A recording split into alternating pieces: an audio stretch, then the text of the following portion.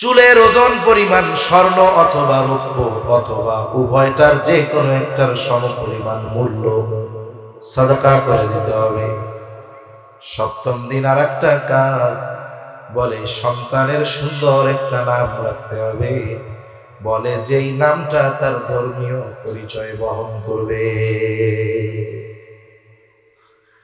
হাদিসের মধ্যে আসছে আল্লাহ তাআলার কাছে সবচেয়ে প্রিয় নাম আব্দুল্লাহ আর আব্দুর রহমান।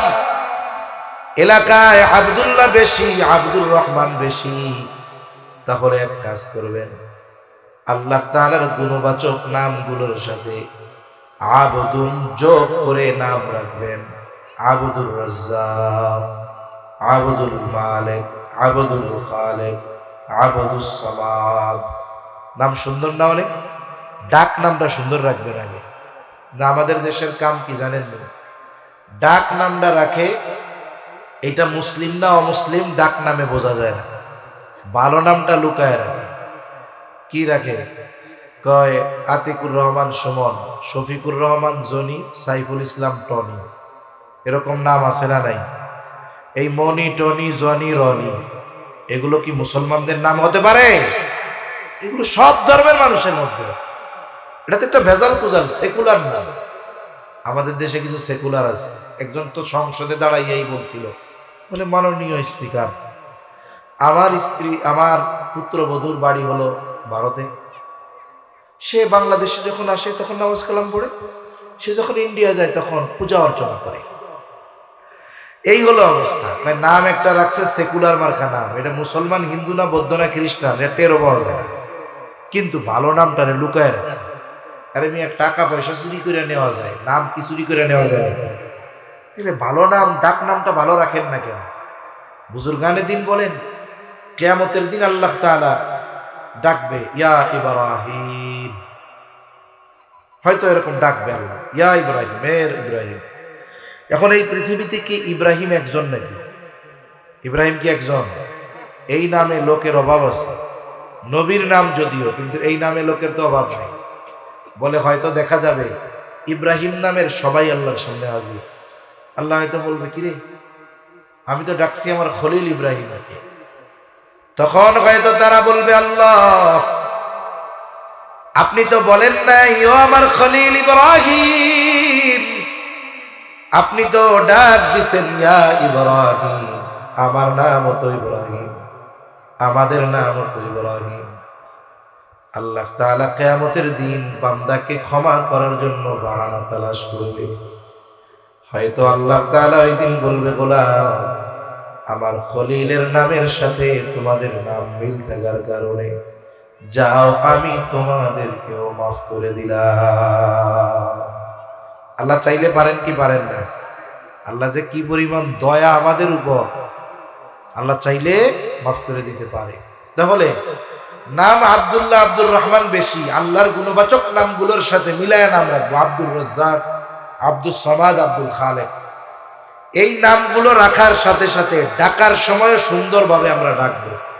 আব্দুল মালিক, আব্দুল খালেক। কিন্তু আমরা কি করি, কিছুদিন পরে আবদুন শব্দ বাদ দেই, এখন খালি ডাকে খালেক, খালি ডাকে মালিক। এর কিছুদিন পরে অবস্থা কি, কয় ও খালেক কে বলে, কি বলে না আপনাদের এদিকে? চিটাগাং, নোয়াখালী, ফেনী, কুমিল্লা, এদিক দিয়েই তো কোন আপনারা, ও মালিক কে কন্ডে কি বুঝতে কে, হ্যাঁ, এরকম বলে না? এখন বলেন তো, আল্লাহ রাসূল সাল্লাল্লাহু আলাইহি ওয়াসাল্লাম কারোর নাম ব্যঙ্গ করে ডাকতে মানা করেছেন। এটা জাহেলিয়াতের সময়ের কাজ। আমরা কি করি, এটাকে কোনো পাপ মনে করি না, অন্যায় মনে করি না। এজন্য নাম যেমন সুন্দর রাখবো, অনুরূপ ভাবে সুন্দর ভাবে আমরা ডাকবো। ঠিক কিনা বলেন? ঠিকভাবে ডাকবো। ডাকার ক্ষেত্রে সুন্দরভাবে ডাকতে হবে। এরপরে সন্তান যখন আর একটু বড় হবে, সন্তানের অন্যতম গুরুত্বপূর্ণ হক, অভিভাবক তাকে কোরআন শিখাবে, কোরআন, দিন শিখাবে, দিন। আমার ভাই মাহমুদ মাদানী সর্বশেষ বলছে, দিন ইলমের কথা। দিন ইলম শিখা আমাদের সকলের জন্য জরুরি। বলে শুধু নিজে শেখা জরুরি নয়, বরং অধীনস্থদেরকেও দিন শেখানো জরুরি। রাসূলুল্লাহ সাল্লাল্লাহু আলাইহি ওয়াসাল্লাম বলেন, তালাবুল ইলমি ফরিদাতুন আলা কুল্লি মুসলিম। দ্বীন ইলম শিক্ষা করা প্রত্যেক মুসলমান নরনারীর উপরে ফরজ। প্রথম প্রশ্ন, কতটুকু ফরজ? কেউ কেউ বলে একটা মানুষ পরিপূর্ণ দ্বীন মেনে চলার জন্য যতটুকু ইলম দরকার কতটুকু শেখা ফরজ। আবার কেউ কেউ বলেন না না, আল্লাহ তাআলা তো একা জাহান্নাম থেকে বাঁচতে বলেন নাই।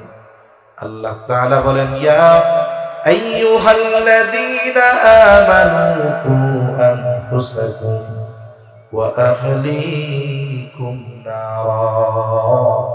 আল্লাহ তাআলা বলেন, হে ঈমানদারেরা, তুমি নিজে জাহান্নামের আগুন থেকে বাঁচো, অধীনস্থদেরকেও জাহান্নামের আগুন থেকে বাঁচাও। এখন বলেন তো, নিজে যদি জাহান্নাম থেকে বাঁচার জন্য ইলমে দ্বীন দরকার হয়, অধীনস্থদেরকে জাহান্নাম থেকে বাঁচানোর জন্য তাদের ইলমে দ্বীন শিক্ষা দেওয়ার দরকার আছে না নাই? আমাদের সমাজে আমরা যদি হিসাব করি, শতকরা 10-15 জন পাওয়া যাবে না, ওলামায়ে কেরাম বাদ দিয়া, মাদ্রাসার ছাত্র বাদ দিয়া, ওলামায়ে কেরাম বাদ দিয়ে বাকি 100 জনের মধ্যে 5 জনও পাওয়া যাবে না যতটুকু ইলম শিখা ফরজ ততটুকু ইলম তারা শিখছে। এরকম শতকরা 5 জনও পাওয়া যাবে না। তাইলে আমরা মুসলমান, আমরা যে ওই পরিমাণ দ্বীন শিখলাম না, যেই পরিমাণ শেখা ফরজ ছিল, বলেন তো এর কারণে আমাদের পাপ হচ্ছে কি হচ্ছে না? কথা বুঝেন নাই মনে হয়। বলে মায়ের পেট থেকে যখন দুনিয়ায় আসলো, এই দুনিয়ার জগতে হাজারো পচা কথা, মন্দ কথা আছে।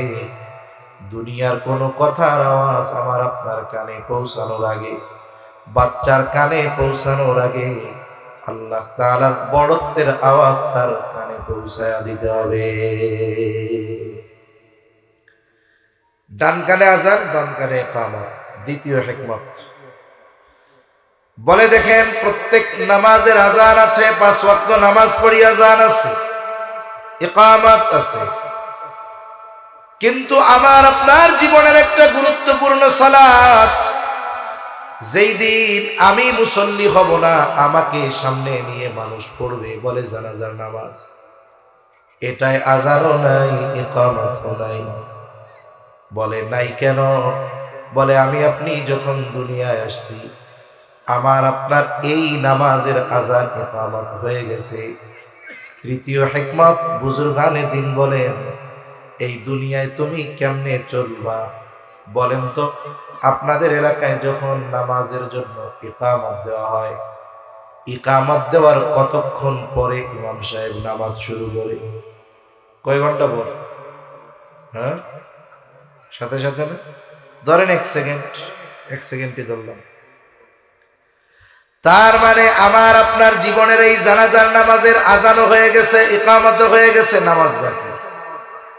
বুজুর্গানে দিন বলেন, দুনিয়ার হায়াত এমন মনে করো যেমন নাকি ইকামতের পরে নামাজ শুরু হইতে যতটুকু সময়, তুমি তোমার দুনিয়ার হায়াতটাকে ওই রকম মনে করো, তাহলে দেখবা এই হায়াতের কদর তুমি করতে পারবা।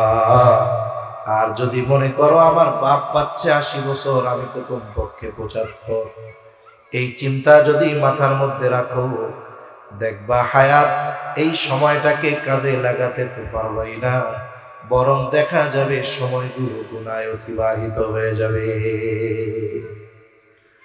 তাহলে মূল কথা, সন্তান দুনিয়ায় আসার পর আযান ইকামত দিয়ে দিতে হবে। দেখুন, এই যে আমেরিকা জ্বলতেছে, আপনারা জানেন না? ক্যালিফোর্নিয়া জ্বলতেছে না? জ্বলতেছে। এই আমেরিকাতেও অমুসলিমেরা মুসলমানদের এই কাজগুলোকে খুব রেসপেক্ট করে, সম্মান করে। আমি মাঝে মধ্যে বলি, আমার এক বন্ধু আছে, তার বাড়ি সিলেট, ও আমেরিকার মিশিগান থাকে, ওইখানের বাসিন্দা, সিটিজেনশিপ পেয়েছে। যেহেতু আমেরিকার নাগরিক, আমেরিকার চিকিৎসা সুবিধাও সে ভোগ করতে পারে। বলতেছে, ভাই আজীব ঘটনা শোনাই আপনার। আমাদের দেশে তো যখন কোনো মহিলাকে হসপিটালে ভর্তি করবেন, আপনি যদি গিয়ে বলেন যে আমার ওয়াইফ পর্দা করে, এনার চিকিৎসা সেবার জন্য নার্স যারা থাকবে, ডাক্তার যারা থাকবে, সবাই যেন মহিলা হয়, দেখবেন আপনারে খোসা মাইরে কবে বাইরেন মিয়া, অন্য জায়গা দিয়ে আপনি জানবেন, এরকম উল্টাপাল্টা কথা বলবে, ঠিক কিনা বলবেন? তিনি বলতেছে, আমি যখন আমার স্ত্রীকে নিয়ে হসপিটালে ভর্তি করলাম, উনি সন্তান সম্ভবা।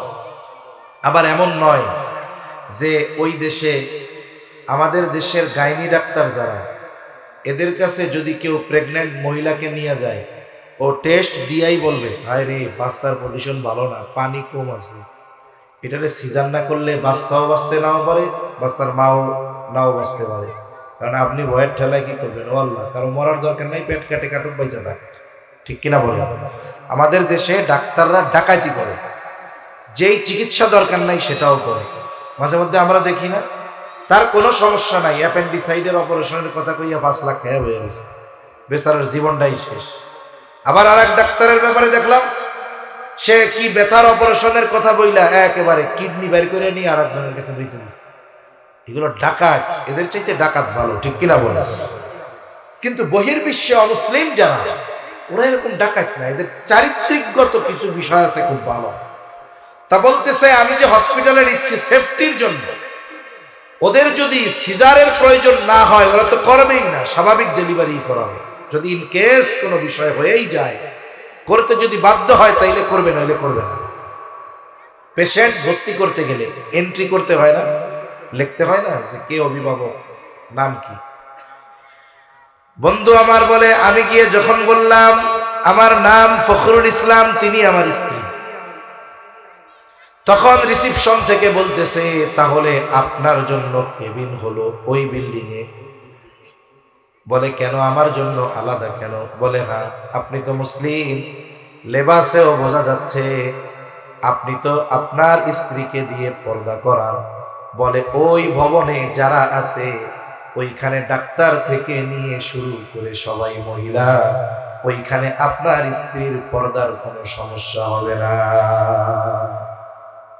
আর আমরা যদি বলি যে যে ডিউটিতে আছে ওনারে বাদ দিয়ে একটা মহিলা দেন, দেখবেন কত কথা শোনায় আমাদের। এরপরে বললেন, আমার স্ত্রী প্রসব বেদনা উঠলো, ওনাকে থিয়েটারের মধ্যে নিয়ে যাওয়া হলো, অপারেশন থিয়েটারে, ওই জায়গায় স্বাভাবিক ডেলিভারি হবে। ওই ভবনে মহিলা, উনি ছাড়া, মহিলা ছাড়া কেউ নাই, বলে পুরুষ আমি একা, অপারেশন থিয়েটারের সামনে আমি বসা। ইতিমধ্যে একজন নিগ্রো আফ্রিকান লোক অপারেশন থিয়েটারের দরজার সামনে এসে দাঁড়ায় গেছে। আমি চিন্তা করতেছি, বাচ্চা আমার হচ্ছে, এই জন্য আমার থাকার অনুমতি হিসেবে, এইটা আবার কেনা। এবার ও গিয়ে ওই আফ্রিকানকে জিজ্ঞাসা করে, হু আর ইউ, তুমি কে? তখন সে বলতেছে, আমি হলাম এই হসপিটালের একজন স্টাফ, এইখানে কি চাও? বলে আমাকে রিসিপশন থেকে এখানে আসতে বলা হয়েছে। কেন? বলে আমাকে জানানো হয়েছে একজন মুসলমান সন্তান হচ্ছে, বলে এই সন্তানের কানে আযান ইকামত দিতে হবে। বলে হসপিটাল কর্তৃপক্ষ মুসলমানদের সন্তানদের কানে আযান ইকামত দেওয়ার দায়িত্ব আমাকে দিয়ে দিয়েছে। বলে যত বাচ্চা হয় মুসলমানদের এই দায়িত্ব আমি পালন করি, আর আমারে দিছে কে? হসপিটাল কর্তৃপক্ষ। একটু চিন্তা করেন তো, একটা অমুসলিম দেশ, ইসলামের বড় দুশ্মন এরা, কিন্তু কিছু কিছু বিষয় তারা এটাকে যেমন রেসপেক্ট করে, আমাদের দেশের মুসলমানরা এটা হয়তো জানেই না। আর আপনার বাচ্চা হওয়ার পরে আপনি যদি কন আমি একটু আযান ইকামত দেই ওইটার গানে, বলবো সরেন সরেন সরেন, ভাইরাস ঢুকবে, এই হবে সেই হবে, আপনারা ঢুকতেই দিবে না, ঠিক কিনা কর? এটা সন্তানের অন্যতম একটি হক। এরপরে সন্তানের বয়স যখন 7 দিন হবে, 7 দিন বলে তার আকিকা করতে হবে। আকিকা, ছেলে যদি হয় 2টা ছাগল দিয়া, মেয়ে হলে 1টা। 7ম দিন, না পারলে 14তম দিন, না পারলে 21তম দিন। ছেলে হইছে কিন্তু 2টা ছাগল দেওয়ার সামর্থ্য নাই, বলে আপনি সময় ঠিক রেখে 1টা দিয়া দেন, হয়ে যাবে, কোনো অসুবিধা নেই। কিন্তু অনেক মানুষ এমনও আছে সামর্থ্য থাকার পরেও ইচ্ছা করে আকিকা দেওয়ার ক্ষেত্রে বিলম্ব করে। আকিকার সাথে বাচ্চার কল্যাণ অকল্যাণের একটা সম্পর্ক থাকে, এজন্য দিয়ে দেওয়া উচিত। ইচ্ছা করে কি করবে বলে কোরবানির সাথে দিয়া দিন, এরকম কাজ করে কি করে না বলে করে। আপনার সামর্থ্য না থাকলে এক ব্যাপার, থাকার পরে কেন বিলম্ব করে? এই জন্য কোরবানির সময় যখন আসে এই যে এক গ্যাঞ্জাম শুরু হয়, এক গ্রুপ কইব আকিকার সাথে কোরবানির সাথে আকিকা দিলে জায়েজ হবে না, আর আমাদের বলা লাগে আরে ভাই জায়েজ আছে, তবে কাজটা ঠিক না। কারণ আমলের ক্ষেত্রে সুন্নাহকে প্রাধান্য দিতে হয়। সামর্থ্য আছে সময় মতো দিয়ে দেন। কতজনের ঘটনা কেমন হয় জানেন? মুরব্বী একজন ফোন দিছে, হুজুর কি হয়েছে? কয় হুজুর কুরবানির সাথে কি আকিকা দিলে হবে? তখন তারে বুঝাই যে দেখেন আকিকা দেওয়া জায়েজ, তবে আপনি আমলের ক্ষেত্রে বিলম্ব কেন করলেন? কয় হুজুর কইেন না। কেন, কি হয়েছে? কয় আমার নাতির আকিকা দিবে। কার দিবে? নাতির আকিকা। তা আমার এই আকিকা দেওয়ার খবর শুনে আমার মা বৃদ্ধ মানুষ বাইসে আছে। আমার মা কয় বাজান রে, তোমার আকিকাটাও দেওয়া হয় নাই, তোমারটাও সাথে দিয়ে দিও। তার মানে মানুষের অবস্থা এরকম, বুড়া হয়ে গেছে এখন পর্যন্ত তার নিজের আকিকা দেয় নাই, নিজেরটা নিজের দেওয়া লাগতেছে। এজন্য আমরা এই সমস্ত কাজে বিলম্ব করব না, বলেন ইনশাআল্লাহ। আপনি সন্তান ভালো চান, সন্তান গড়তে চান, আপনার শুরু থেকে এই প্রসেসগুলো কাজে লাগাতে হবে। তা না হলে আপনি প্রকৃতপক্ষে একজন নেক সন্তান হিসাবে আপনার সন্তানকে গড়ে তুলতে পারবেন। তাহলে ৭ম দিনে আকিকা দিতে হবে। কি দিতে হবে? আকিকা। না পারলে ১৪তম দিন, না পারলে ২১তম দিন। এরপর বলে মাথার চুলগুলো মুন্ডায়া দিতে হবে। চুলের ওজন পরিমাণ স্বর্ণ অথবা রৌপ্য অথবা উভয়টার যে কোনো একটার সম পরিমাণ মূল্য সাদাকা করে দিতে হবে। ৭ম দিন আর একটা কাজ, বলে সন্তানের সুন্দর একটা নাম রাখতে হবে, বলে যেই নামটা তার ধর্মীয় পরিচয় বহন করবে। হাদিসের মধ্যে আসছে আল্লাহ তাআলার কাছে সবচেয়ে প্রিয় নাম আব্দুল্লাহ আর আব্দুর রহমান। এলাকায় আব্দুল্লাহ বেশি, আব্দুর রহমান বেশি। তাহলে এক কাজ করবেন, আল্লাহ তাআলার গুণবাচক নামগুলোর সাথে আবদুন যোগ করে নাম রাখবেন। আব্দুর রাজ্জাক, আব্দুল মালিক, আব্দুল খালিক, আব্দুস সামাদ। নাম সুন্দর না? অনেক ডাক নামটা সুন্দর রাখবেন আগে।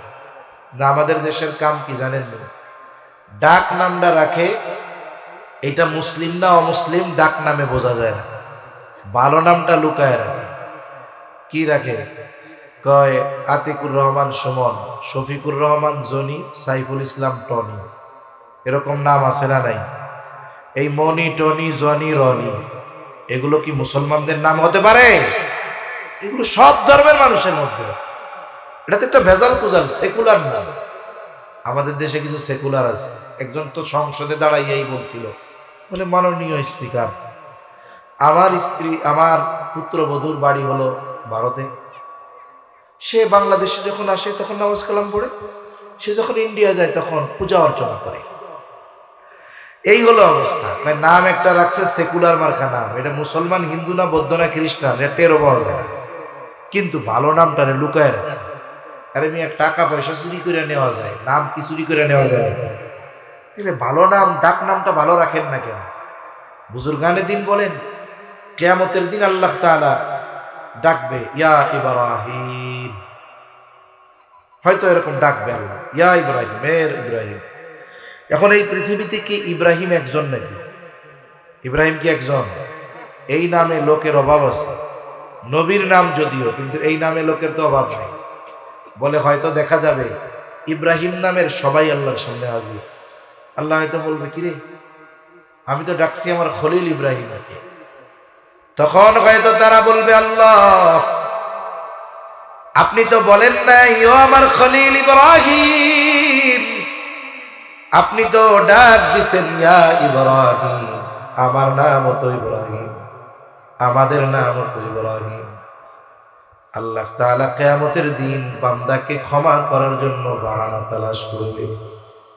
হয়তো আল্লাহ তাআলা ওই দিন বলবে, গোলাম, আমার খলিলের নামের সাথে তোমাদের নাম মিল থাকার কারণে যাও, আমি তোমাদেরকেও মাফ করে দিলাম।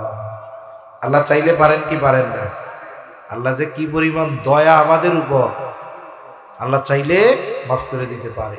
তাহলে নাম আব্দুল্লাহ, আব্দুর রহমান বেশি, আল্লাহর গুণবাচক নামগুলোর সাথে মিলায়া নাম রাখবো। আব্দুর রাজ্জাক, আব্দুস সামাদ, আব্দুল খালেক, এই নামগুলো রাখার সাথে সাথে ডাকার সময় সুন্দরভাবে আমরা ডাকবো। আব্দুল মালেক, আব্দুল খালেক। কিন্তু আমরা কি করি, কিছুদিন পরে আবদুন শব্দ বাদ দেই, এখন খালি ডাকে খালেক, খালি ডাকে মালেক। এর কিছুদিন পরে অবস্থা কি, কয় ও খালেক কে বলে, কি বলে না আপনাদের এদিকে? চিটাগাং, নোয়াখালী, ফেনী, কুমিল্লা, এদিক দিয়েই তো কোন আপনারা, ও মালিক কে কন্ডে কি বুঝতে কে, হ্যাঁ এরকম বলে না? এখন বলেন তো, আল্লাহ রাসূল সাল্লাল্লাহু আলাইহি ওয়াসাল্লাম কারোর নাম ব্যঙ্গ করে ডাকতে মানা করেছেন। এটা জাহেলিয়াতের সময়ের কাজ। আমরা কি করি, এটাকে কোনো পাপ মনে করি না, অন্যায় মনে করি না। এজন্য নাম যেমন সুন্দর রাখবো, অনুরূপ ভাবে সুন্দর ভাবে আমরা ডাকবো। ঠিক কিনা বলেন? ঠিকভাবে ডাকবো। ডাকার ক্ষেত্রে সুন্দরভাবে ডাকতে হবে। এরপরে সন্তান যখন আর একটু বড় হবে, সন্তানের অন্যতম গুরুত্বপূর্ণ হক, অভিভাবক তাকে কোরআন শিখাবে, কোরআন দিন শিখাবে, দিন। আমার ভাই মাহমুদ মাদানী সর্বশেষ বলছে দিন ইলমের কথা। দিন ইলম শিখা আমাদের সকলের জন্য জরুরি। বলে শুধু নিজে শেখা জরুরি নয়, বরং অধীনস্থদেরকেও দিন শেখানো জরুরি। রাসূলুল্লাহ সাল্লাল্লাহু আলাইহি ওয়াসাল্লাম বলেন, তালাবুল ইলমি ফরিদাতুন আলা কুল্লি মুসলিম। দিন ইলম শিক্ষা করা প্রত্যেক মুসলমান নরনারীর উপরে ফরজ। প্রথম প্রশ্ন, কতটুকু ফরজ? কেউ কেউ বলে একটা মানুষ পরিপূর্ণ দিন মেনে চলার জন্য যতটুকু ইলম দরকার কতটুকু শেখা ফরজ। আবার কেউ কেউ বলেন না, আল্লাহ তাআলা তো একা জাহান্নাম থেকে বাঁচতে বলেন নাই। আল্লাহ তাআলা বলেন, ইয়া আইয়ুহাল্লাযীনা আমানু কু আনফুসাকুম ওয়া আহলিকুম নারা। আল্লাহ তাআলা বলেন, হে ঈমানদারেরা, তুমি নিজে জাহান্নামের আগুন থেকে বাঁচো, অধীনস্থদেরকেও জাহান্নামের আগুন থেকে বাঁচাও। এখন বলেন তো, নিজে যদি জাহান্নাম থেকে বাঁচার জন্য ইলমে দ্বীন দরকার হয়, অধীনস্থদেরকে জাহান্নাম থেকে বাঁচানোর জন্য তাদের ইলমে দ্বীন শিক্ষা দেওয়ার দরকার আছে না? আমাদের সমাজে আমরা যদি হিসাব করি, শতকরা 10-15 জন পাওয়া যাবে না, ওলামায়ে কেরাম বাদ দিয়া, মাদ্রাসার ছাত্র বাদ দিয়া, ওলামায়ে কেরাম বাদ দিয়ে বাকি 100 জনের মধ্যে 5 জনও পাওয়া যাবে না যতটুকু ইলম শিখা ফরজ ততটুকু ইলম তারা শিখছে। এরকম শতকরা 5 জনও পাওয়া যাবে না। তাইলে আমরা মুসলমান, আমরা যে ওই পরিমাণ দিন শিখলাম না, যেই পরিমাণ শেখা ফরজ ছিল, বলেন তো এর কারণে আমাদের পাপ হচ্ছে কি হচ্ছে না? কথা বুঝেন নাই মনে হয়। আর সুন্নাহ ইসলামিয়া মাদ্রাসার মুহতামিমরা যায় যদি বলেন যে হুজুর, আমাদের সন্তানেরা তো দ্বীন ইলম শিখতেছে, কিন্তু আমাদের যতটুকু শেখা ফরজ আমরা তো শিখলাম না। দৈনিক এশার পরে আধা ঘন্টা সময় দিয়ে আমাদের একটু জরুরতে দ্বীন শেখায়া দেন। বলেন তো মসজিদের ইমাম, মাদ্রাসার মুহতামিম এই কথা কি বলবে যে আমরা পারবো না? এ কথা বলবে? বলবে। কিন্তু অবস্থা কি? বলে আমাদের শেখার আগ্রহ নেই, আমাদের আগ্রহের অভাব। এই জন্য আমরা আমাদের গাফলতির কারণে ইলমে দ্বীন অর্জনে আগ্রহী হচ্ছি না। এটা আমাদের জন্য পোড়া কথা, এটা আমাদের জন্য বড় দুর্ভোগ। এজন্য আমরা শিখবো তো ইনশাআল্লাহ। বলেন শিখবো তো? ইলম হলো দিলের খোরাক। আমি সে কথাই বলতেছিলাম, আমার মাহমুদ মাদানী ভাই বলে গেছে, আমরা যেমন খিদা লাগলে একসাথে পাশে বাচ্চা বুড়া একসাথে বৈশা যেমন ক্ষুধার যন্ত্রণা দূর করার জন্য একসাথে খানা খাইতে লজ্জা পাই না, অনুরূপভাবে ইলমে দ্বীন শেখার জন্য যদি বাচ্চাদের সাথে বসতে হয় আমরাও এক্ষেত্রে লজ্জা করব না। যদি ইলমে দ্বীন না শিখি, বলে আমার ইবাদতগুলো অনেক ক্ষেত্রে দেখা যাবে সঠিক হচ্ছে না, ইবাদতও কবুল হচ্ছে না। এজন্য আমরা যারা বড় আছি শিখবো তো ইনশাআল্লাহ, আল্লাহ তৌফিক দান করেন। সাথে সাথে অধীনস্থদেরকে শেখাতে হবে। শেখাবেন কোথায়?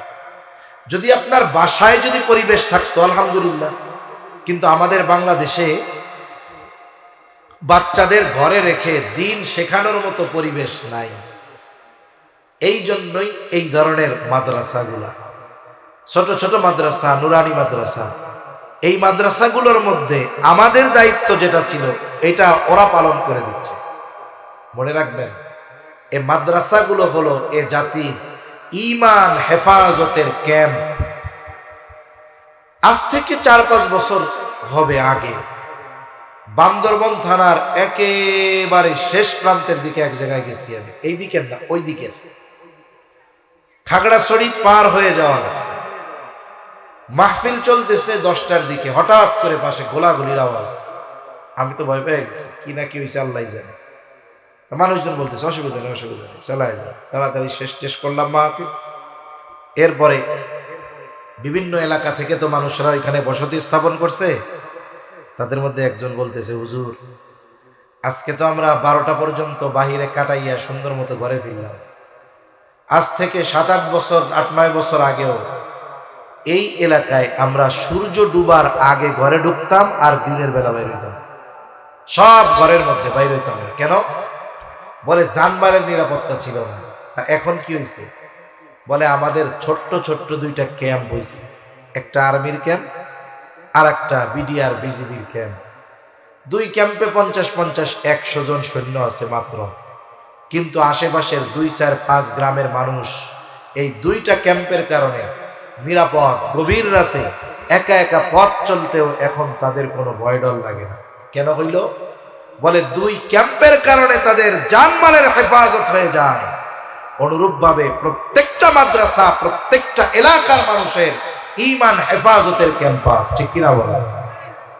আর এখানের সৈনিক কারা? বলে ওই যে যারা পড়তেছে তারা। এজন্য যারা সাধারণ মানুষ, দ্বীনের উপরে যখন কোনো আঘাত আসে ওনারা বুঝতে পারে না যে কি হইতেছে, কিন্তু উলামায়ে কেরাম বুঝে। এই বাচ্চারা বড় হয়ে বুঝবে যে ঈমানের উপরে আঘাত, ইসলামের উপরে আঘাত, কোরআনের উপরে আঘাত, দ্বীনের উপরে আঘাত। ওরা যখন টের পাবে, ওরা জাতিকে সতর্ক করে দিবে, সাইরেন বাজায় দিবে যে সাবধান, আমাদের ঈমান নিয়ে খেলা চলতেছে, হে জাতি সাবধান, জীবন দিয়ে হলেও এই জালেমদের বিরুদ্ধে লড়াই করতে হবে, ঠিক কিনা বলে? এরা আমাদের ঈমান হেফাজতের ক্যাম্পাস হলো এই মাদ্রাসাগুলো। আর সন্তানগুলো কি বলে? আমাদের ঈমান হেফাজতের সৈনিক হলো তারা। এজন্য আমার আপনার সন্তানদেরকে দ্বীন শেখানোর জন্য মাদ্রাসায় আগে দিব। আপনার ইচ্ছা আমার ছেলেটারে ডাক্তার বানাবো, ইঞ্জিনিয়ার বানাবো, উকিল বানাবো, আপনি বানান, কিন্তু অনুরোধ আগে তাকে মুসলমান বানান, ঠিক কিনা বলেন?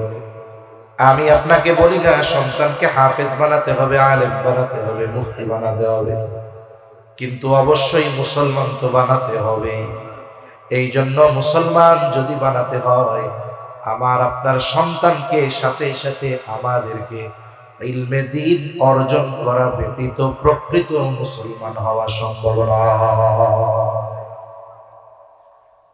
আলেম হলেই যে জান্নাতে যাবে বিষয়টা এমন না, আলেম না হলে যে জাহান্নামে যাবে বিষয়টা এমন না। মুসলমান যদি না হয়ে মরে, বলে জান্নাতে যাওয়ার কোনো উপায় থাকবে না, ঠিক কিনা বলে? সেজন্য মুসলমান যদি বানাতে হয়, আমার আপনার সন্তানকে দ্বীন শেখাতে হবে।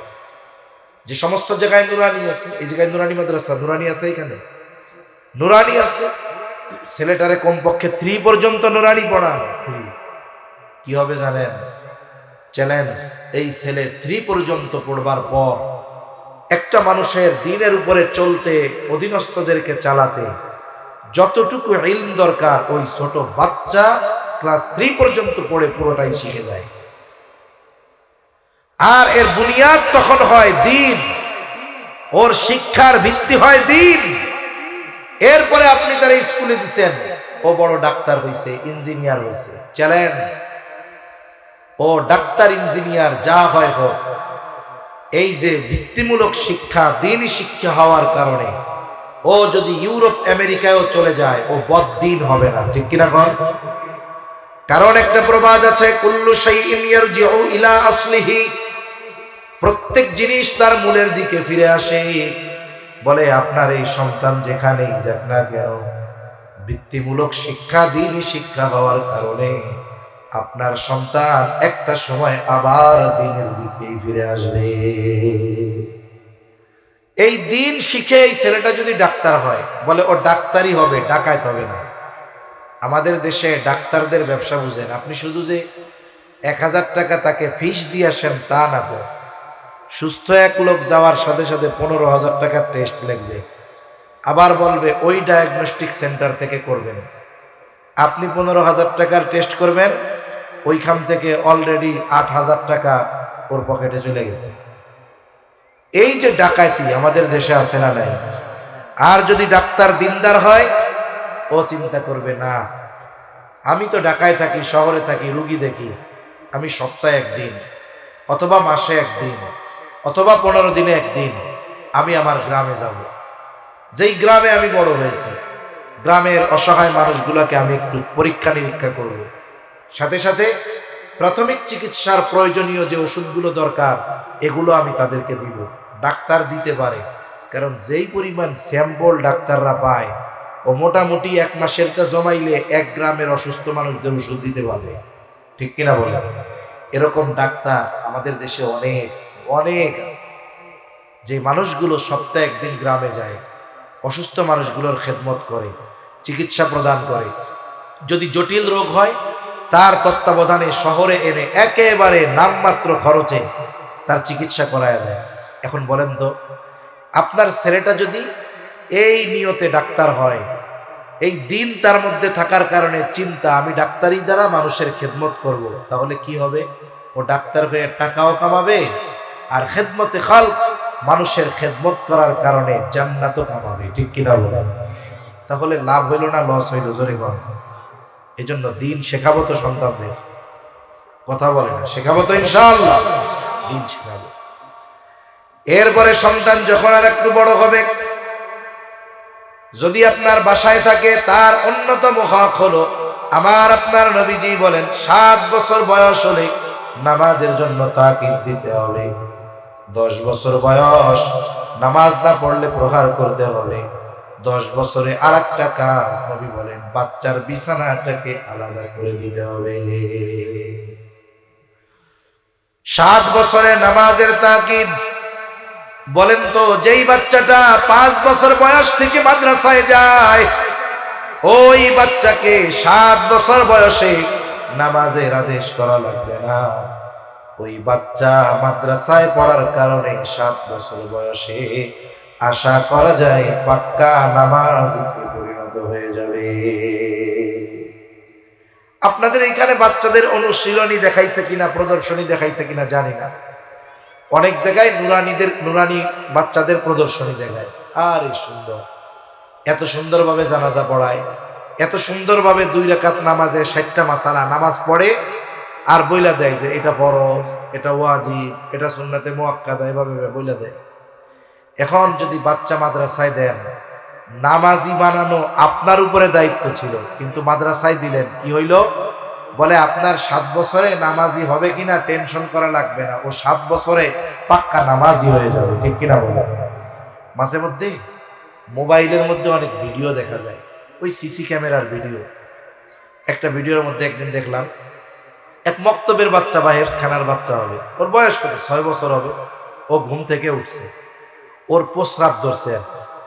এখন ও বাথরুম থেকে প্রস্রাব কইরা আসছে, আবার কি যেন মনে করে আবার বাথরুমে গেছে, আওয়াজ তো শোনা যাচ্ছে না, এমনি দেখা যাইতেছে কিছু। এবার কি দেখা গেল, ও বাথরুম থেকে ওযু করে আসছে, অজু করে আইসা ও গামছা দিয়ে মুখ টুক মুছলো, ওর বিছানার পাশে ও নামাজে দাঁড়ায়।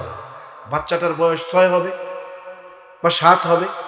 দেখুন ওর চিন্তাটা কি। আমি তো আমার আপনার বাচ্চা, আমরা আমাদের বাচ্চারা 14-15 বছর বয়স, ওটারে নামাজই পড়াইতে পারি না। কতজনের মা কান্দে যে আমার পোলাটা ফজরের নামাজ পড়ে না, যদি একটু নামাজি হয়ে যাইতো তাহলে আর কিছু লাগতো না। কতজনের মা কান্দে কি কান্দে না কন?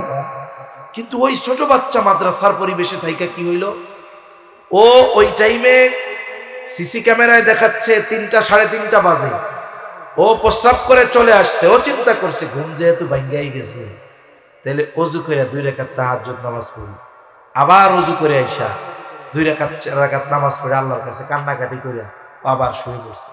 একটু চিন্তা করেন তো, আপনি আপনার বাচ্চারে মসজিদে নিতে পারতেছেন না, আর এই 6 বছরের বাচ্চাটা যার আমল নামাই ওপেন হয় নাই, ও গোনা করলে কোনো গোনাই হয় না, অথচ এই বাচ্চাটা দ্বীনি পরিবেশে থাকার কারণে 6 বছর বয়সে রাত্রে উঠে তাহাজ্জুদ পড়তেছে। এই দৃশ্য যেই বাপ দেখবে, যেই মা দেখবে, যেই ওস্তাদ দেখবে, আল্লাহর কসম ওই মা বাপ যদি ইমানদার হয়, এই দৃশ্যর চাইতে অন্তর শীতলকরণের দৃশ্য আর কোনো কিছুই ওই মা বাবার জন্য হতে পারে না। এজন্য সন্তানদেরকে আমরা নামাজের শিক্ষা দিব। দিতে হলে কোথায় দিব বলে মাদ্রাসায় দিয়ে দাও, তাহলে সহজে হয়ে যাবে। এরপরে সন্তান যখন প্রাপ্তবয়স্ক হবে, আলোচনা শেষ, লম্বা করব না আর। বলে সন্তান যখন প্রাপ্তবয়স্ক হবে, বিবাহ উপযুক্ত হবে, সন্তানকে বিবাহ দিয়ে দিতে হবে। ছেলে হোক আর মেয়ে হোক, উভয়কে বিবাহ দেওয়ার দায়িত্ব হলো অভিভাবকের, পিতার। আল্লাহ তাআলা কোরআনুল কারীমের মধ্যে বলেন, ওয়া আনকিহুল আয়ামা মিনকুম ওয়াস-সালিহিনা মিন ইবাদিকুম ওয়া ইমাইকুম ইয়াকুনু ফুকারা ইউগনিহিমুল্লাহ। আল্লাহ তাআলা অভিভাবকদেরকে আদেশ দিয়েছেন, তোমাদের অধীনস্থ যারা বিবাহ উপযুক্ত আছে, সে যেই হোক তার বিবাহ দিয়ে দাও। অনেক ক্ষেত্রে অনেকে বিবাহ দেওয়ার ক্ষেত্রে বিলম্ব করে, বলে বিবাহ দিলে কি হবে, খাওয়াবে কি? আল্লাহ তাআলা বলেন, ইয়াকুনু ফুকারা ইউগনিহিমুল্লাহ। আল্লাহ তাআলা বলেন বিবাহ দিয়ে দাও, তারা যদি দরিদ্র হয় ধনী বানায় দিবেন কে?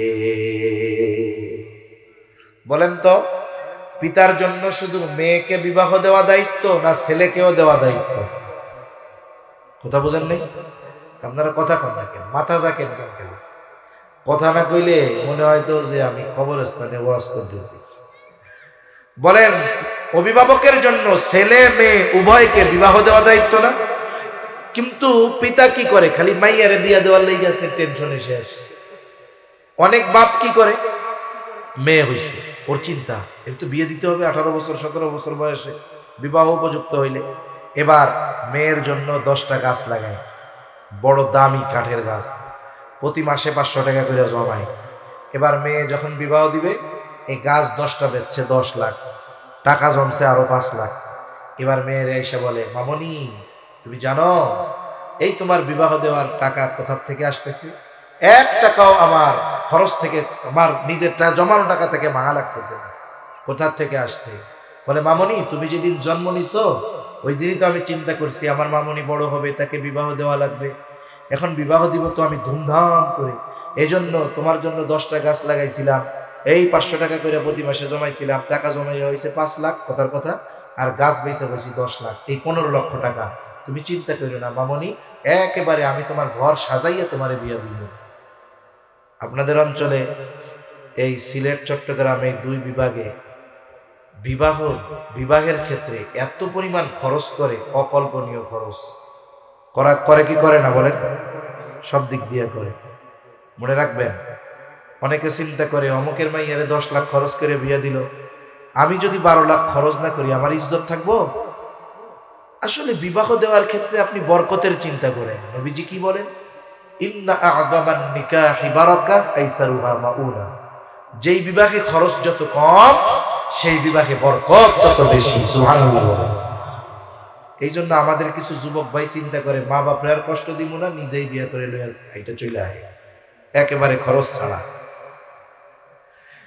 এখন আপনি চিন্তা করতেছেন মেয়েরে বিবাহ দিবেন কেন? ছেলেরেও তো বিয়ে দেওয়ার দায়িত্ব আপনার। ছেলে যখন বিবাহ উপযুক্ত হয়, ছেলে যখন বিবাহ করতে চায়, বাবার কাছে খোঁজ যায় যে ছেলে বিয়ে করতে চায়, এখন কয় ইতারে বিয়া দিউম, খাওয়াইব কি, আগে ইনকাম করুক। এইবার ছেলে মনে করেন চাকরি বাকরি ধরছে, ব্যবসা বাণিজ্য শুরু করছে, এখন বলে তাইলে এখন বিয়া দিয়া দেন, এখন তো ইনকাম ধরছে। কয় আমি 20 বছর খাওয়াইলাম, এখন ইনকাম করে আগে আমারে 5 বছর খাওয়া, এরপরে বিয়া দিব। ঠিক কিনা বলেন? কি ভুল করতেছেন জানেন? এই ছেলেটা, বিবাহ উপযুক্ত ছেলেটা, আপনি বিবাহ না দেওয়ার কারণে এই ছেলেটা যদি যৌবনের তাড়নায় কোনো পাপের সাথে জড়ায়, আপনি বাবা হাজী সাহেব, মসজিদের সভাপতি, মসজিদের ইমাম, মনে রাখবেন আপনি তো চোখের গুনাহও করেন না, জবানের গুনাহও করেন না, কিন্তু ছেলে যদি পাপে জড়ায় আর জেনা করে, বলে ওই জেনার গুনাহ ওই বুজুর্গ বাপের আমল নামায়ও যোগ হয়ে যাবে। ঠিক কিনা বলেন? এজন্য মেয়ের বিবাহের কথা যেমন জন্মের পর চিন্তা করেন, ওরকম আল্লাহ বলছে মেয়েরও বিবাহ দিতে হবে, ছেলেরটাও দিতে হবে, দায়িত্ব অভিভাবকের। ছেলের জন্য 10টা গাছ লাগান, 500 টাকা করে জমান, বিবাহ উপযুক্ত হয়ে গেছে, এইবার এই টাকা তার হাতে তুলে দিয়ে বলেন, ধরো, আমার দায়িত্ব ছিল তোমার প্রাপ্তবয়স্ক হলে বিবাহ দেওয়া, কারণ তুমি যদি এই কারণে কোনো পাপে জড়াও, ওটা আমার আমল নামায় যোগ হবে। এই যে 15 লাখ, বিবাহ করবা, ব্যবসা বাণিজ্য করবা, যাও নিজের পায়ে দাঁড়ায় যাও, বিয়ে শাদী করো, তাহলে তো সহজ হয়ে যাইত। এজন্য মনে রাখতে হবে, আমাদের অধীনস্থ যারা আছে, বিবাহ উপযুক্ত যারা, এদের যদি আমরা বিবাহ না দেই যথাসময়ে, এই কারণে যদি পাপের সাথে জড়িয়ে যায়, বলে এই পাপের ভাগীদার অভিভাবককেও হওয়া লাগবে। এখন আসেন, আমি মোটা মোটা কিছু হকের কথা বললাম। একটা বাবা যদি তার সন্তানকে এই বিষয়গুলো মেনটেন করে, প্রতিপালন করে, বলেন তো আপনার কি মনে হয় ওই বাবার বুড়াকালে আইসা হুজুরের কাছে বলা লাগবে যে একটু পিতামাতার হকের ওয়াজ করা লাগবে? লাগবে না। কেন? বলে আপনি গাছ লাগিয়েছেন, যথাযথভাবে গাছের যত্ন নিয়েছেন, 5 বছর পরে ইনশাআল্লাহ যদি অঘটন না ঘটে, ওই গাছ আপনাকে ফল দিবে। সন্তান এরকম এক নেয়ামত, আপনি যদি সন্তানের এরকম কদর করেন, তাকে দিনদার বানানোর ফিকির করেন, যথাযথ হকগুলো আদায় করেন, এই সন্তান এক সময় বড় হবে, আপনি বৃদ্ধ হয়ে যাবেন, ওই সন্তান আপনাকে বোঝা মনে করবে না। ওর যদি কামলা দিয়েও খাওয়াতে হয়, ওই মা বাবাকে সে কামলা দিয়ে খাওয়াবে, নেয়ামত মনে করবে। ঠিক কিনা বলা? এজন্য আমরা আমাদের সন্তানদেরকে দুনিয়া আখিরাতের সম্পদে যদি পরিণত করতে চাই, সন্তানদের হক আদায়ে সহকারে সন্তানদেরকে দিন শেখানোর কোনো বিকল্প নাই। একটা জিনিস একটু চিন্তা করেন, একজন মানুষ কৃষক, লেখাপড়াও পারে না, নিজের নামও লিখতে পারে না, এইরকম একজন লোক তার সন্তানকে কষ্ট করে লেখাপড়া শিখিয়েছে। এখন সে বিসিএস ক্যাডার, বড় সরকারি চাকরিজীবী, সরকার তাকে থাকার জন্য বাড়ি দিয়েছে, চলার জন্য গাড়ি দিয়েছে, স্পেশাল বাসায় সে থাকে। বলেন তো, সন্তানকে শিক্ষিত করার কারণে সন্তান যেই ফ্যাসিলিটিগুলো ভোগ করতেছে, এই ফ্যাসিলিটিগুলো তার পিতাও ভোগ করতে পারবে কি পারবে না? পারবে। ওই পিতা সন্তানের বাসায় গিয়ে থাকতে পারবে, খাইতে পারবে, গাড়িতে চড়তে পারবে। তারে কেউ বলবে না যে আপনার ছেলে তো বিসিএস ক্যাডার, আপনি তো মূর্খ, কেন আপনি এই গাড়িতে উঠতেছেন, নামেন। এরকম কেউ বলার অধিকার রাখে? তার মানে সন্তান যদি সম্মানিত হয়, সাথে সাথে তার পিতা মাতাও সম্মানিত হয়। এটা দুনিয়ার নিজাম। অনুরূপভাবে সন্তান যদি আখিরাতে সম্মানিত হয়, ছেলেটারা যদি আলেম বানান, হাফেজ বানান, মাদ্রাসায় ভর্তি করে দেন, আপনি আমি ভালো আমল করতে পারি নাই, কিন্তু ও তো হাফেজ, ও তো আলেম, কিয়ামতের দিন ওই হাফেজ রে আল্লাহ তাআলা বলবেন, ইকরা ওয়ারতাকি ওয়ারাত্তিল কামা কুনতা তুরাত্তিলু ফিদ দুনিয়া ফাইন্না মানজিলাকা ইনদা আখিরি আয়াতিন তাকরাউহা। বলে পড়ো, দুনিয়ায় যেমন তার তিলের সাথে পড়তা, ওরকম পড়তে থাকো, তুমি যেখানে যে তোমার পড়া শেষ, তোমার অবস্থান ওই জায়গায় হবে। শুধু তাই না, এই হাফেজে কোরআনের মা বাবা অনেক সময় দেখবেন আমাদের দেশে পুরস্কার দেয় রত্ন গর্ভা মা, মানে ছেলেটা দেশের জন্য অবদান রাখছে, এবার তার মাকেও পুরস্কার দেয়। মা মূর্খ, কি পুরস্কার দেয়? রত্ন গর্ভা মা বলে তাকে অ্যাওয়ার্ড দেওয়া হয় আখেরাতের ময়দানে। হয়তো দেখা যাবে ছেলে আলেম হাফেজ, মা বাবা মূর্খ, ইবাদত ঠিকমতো করে নাই, কিন্তু এই সন্তানের কারণে কিয়ামতের দিন আল্লাহ তাআলা ওই মূর্খ মা বাবাকেও সম্মানিত করবে, ঠিক কিনা বলেন? তাহলে দেখুন, একটা মানুষের সম্মানিত হওয়া, লজ্জিত হওয়া সন্তানের সাথে জড়িত থাকে। দুনিয়া এরকম হয় না, মনে করেন একজনের ছেলে ইয়াবা কারবারির সাথে জড়িত, লোকটা খুব ভালো দিনদার, কিন্তু ছেলেটা খারাপ, ওয়ারেন্ট হয়ে গেছে, থানার থেকে পুলিশ আইসা বাসায় খুঁজে পায় না, 2-4-5 দিন পরে এরাও বিরক্ত। এখন ওই লোক ভালো মানুষ, হাজী সাহেব মানুষ, তার উপরে টর্চার করে, তাকে বকাঝকা করে, তাকে ধইরা থানায় নিয়ে আটকায় রাখে, বলে মিয়া জন্ম দিয়ে ছেড়ে দিলেই হয়, মানুষ করতে হয় না, আপনার জ্বালায় শেষ হয়ে গেল।